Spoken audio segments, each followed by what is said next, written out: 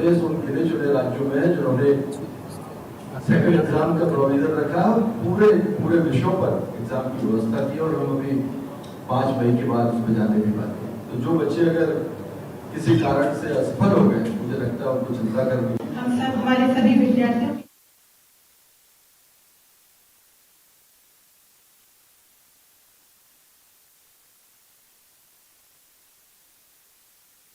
Result आज declare किया गया और सीएम की मौजूदगी में खुद ही रिजल्ट जो है वो डिक्लेयर होता है, जिसमें इस बार भी छात्राओं ने ही यानी कि जो खास तौर से जो युवतियां हैं उन्होंने ही बाजी मारी है और खास तौर से टॉपर्स में जो प्रतिभा सिंह है उन्होंने 500 में से 499 रैंक हासिल किए हैं और इसके बाद से लगातार बधाइयां उनको मिल रही हैं।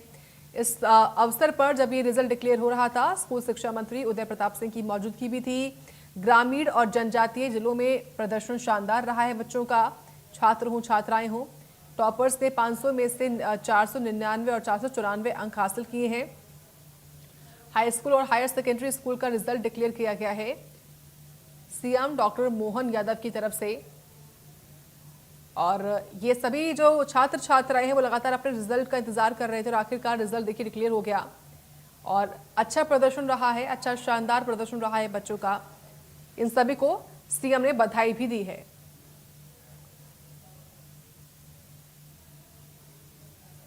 तो high school higher secondary school का रिजल्ट डिक्लेयर किया गया।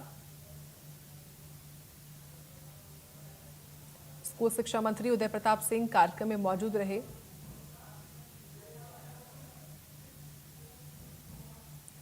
ग्रामीण और जनजातीय जिलों का प्रदर्शन शानदार रहा है। टॉपर्स ने 500 में से 499 और 494 अंक हासिल किए हैं, यानी कि शानदार प्रदर्शन इनका रहा है एग्जाम में।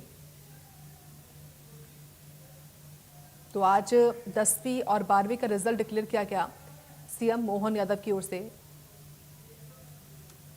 देश के कोने कोने से जितने भी विद्यार्थी या उनके अभिभावक जिसका इंतजार कर रहे हैं, उन सबका मैं अभिनंदन करता हूँ, स्वागत करता हूँ। ये बात सही है कि पूरे साल की मेहनत तपस्या बच्चों की अपनी खुद की मेहनत के साथ साथ परिवार वाले पूरे लग जाते हैं बच्चों को उनको अपनी परीक्षा में लाने ले जाने के लिए और वो भी बच्चे जान लगा करके परीक्षा की तैयारी करते हैं। और ऐसे समय में एक अच्छी बात है कि इस बार का इस परीक्षा परिणाम के तुरंत बाद अगले महीने ही फिर परीक्षा मई में होने वाली है, जिसका मतलब है ये हमारी साल में 2 परीक्षा हो रही है। हमारी सरकार के माध्यम से माननीय मोदी जी ने जो शिक्षा नीति 2020 लागू की, उसका परिणाम है कि हम अपने बच्चों का साल बचाने के लिए, और ये भी 2 तरीके से, अगर बच्चों को लगता है कि मेरे नंबर कम आए तो मैं दोबारा बैठना चाहूँगा तो भी उसको मौका मिल रहा है, और किसी कारण से साल या ये एग्जाम में वो फेल होता है तो तुरंत वापस मई की एग्जाम से ये दोनों की होने वाली है, बोर्ड की 10th और 12th। और मुझे लगता है कि शायद देश का पहला राज्य है जो हम एक तरह से सफलता के साथ चल रहे हैं, या बाकी राज्य भी हो सकता है इस दिशा में आगे बढ़ेंगे। मेरी अपनी ओर से सबको बधाई दे रहा हूँ और खास करके परीक्षा परिणाम की तरफ भी अगर देख रहा हूँ तो मुझे इस बात का भी आनंद आ रहा है, ये गौरवशाली तस्वीर पेश कर रहे हैं इसके कारण से कि ये जो परीक्षा परिणाम है ये स्वर्णिम मध्य प्रदेश की एक नई गाथा पेश कर रहे हैं। ये 5 कारणों से मैं कह रहा हूँ।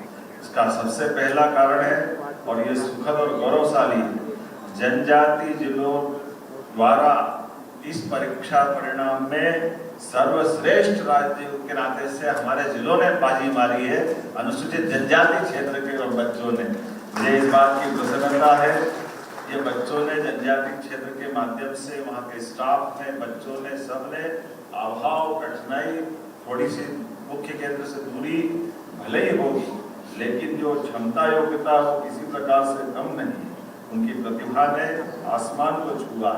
दूसरा एक और बड़ा कारण, और वो कारण तो हमारे लिए इस वर्ष और आनंद का है, ये नारी सशक्तिकरण को समर्पित है। बेटियों ने फिर बाजी मारी है, हमारे छात्रों को पीछे छोड़ते हुए छात्राओं ने अपना दबदबा कायम रखा है, और इसीलिए मैं सभी उत्तीर्ण बेटियों को बधाई देना चाहता हूँ। और खास बात मेरिट में भी मैं एक बार फिर अपनी सभी सीएम मोहन यादव ने 15 अप्रैल को रविंद्र भवन भोपाल में आयोजित राज्य स्तरीय नारी शक्ति वंदन सम्मेलन का दीप प्रज्वलित कर शुभारंभ किया।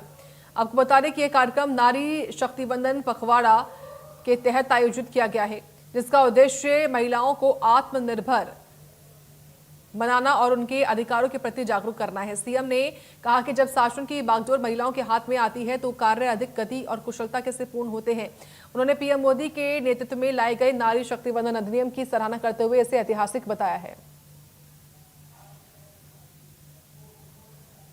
ये कि पूरे साल की मेहनत तपस्या, बच्चों की अपनी खुद की मेहनत के साथ साथ परिवार वाले पूरे लग जाते हैं बच्चों को उनको अपनी परीक्षा में लाने ले जाने के लिए, और वो भी बच्चे जान लगा करके परीक्षा की तैयारी करते हैं। और ऐसे समय में एक अच्छी बात है कि इस बार का इस परीक्षा परिणाम के तुरंत बाद अगले महीने ही फिर परीक्षा मई में होने वाली है, जिसका मतलब है ये हमारी साल में 2 परीक्षा हो रही है। हमारी सरकार के माध्यम से माननीय मोदी जी ने जो शिक्षा नीति 2020 लागू की, उसका परिणाम है कि हम अपने बच्चों का साल बचाने के लिए, और ये भी 2 तरीके से, अगर बच्चों को लगता है कि मेरे नंबर कम आए तो मैं दोबारा बैठना चाहूँगा तो भी उसको मौका मिल रहा है, और किसी कारण से साल या ये एग्जाम में वो फेल होता है तो तुरंत वापस मई की एग्जाम से ये दोनों की होने वाली है, बोर्ड की 10th और 12th। और मुझे लगता है कि शायद देश का पहला राज्य है जो हम अपन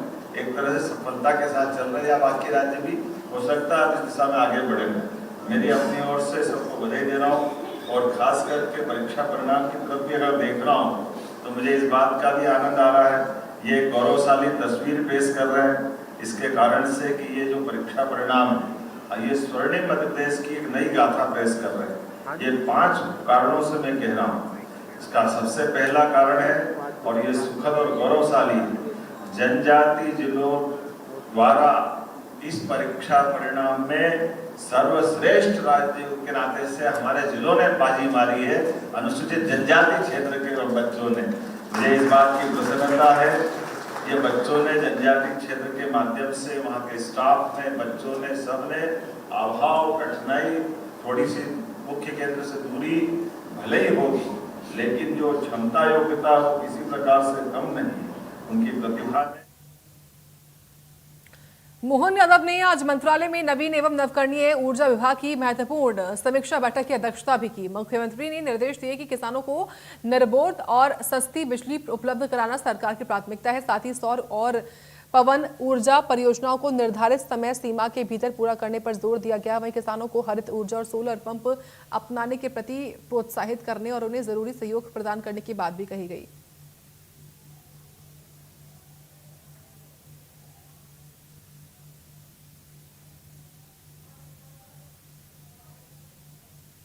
तो सीएम ने आज महत्वपूर्ण मीटिंग की है, जिसमें उन्होंने सौर और पवन ऊर्जा परियोजना को समय पर लागू करने की भी निर्देश दिए हैं। आपको बता दें कि किसानों को सस्ती बिजली उपलब्ध कराना सरकार की प्राथमिकता है, और इसी प्राथमिकता को लेकर सीएम ने समीक्षा बैठक की है। मोहन यादव की अध्यक्षता में समीक्षा बैठक होती है। नवकरणीय ऊर्जा विभाग को लेकर ये समीक्षा बैठक हुई, और जो भी अधिकारी इस बैठक में शामिल थे उनको सीएम ने निर्देश दिए हैं, जिससे किसानों को सस्ती बिजली उपलब्ध हो, समय पर उपलब्ध हो।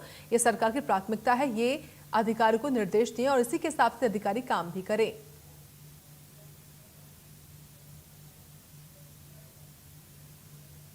और इसी के साथ मेरा मध्य प्रदेश में इतना ही। देखते रहें इंडिया न्यूज।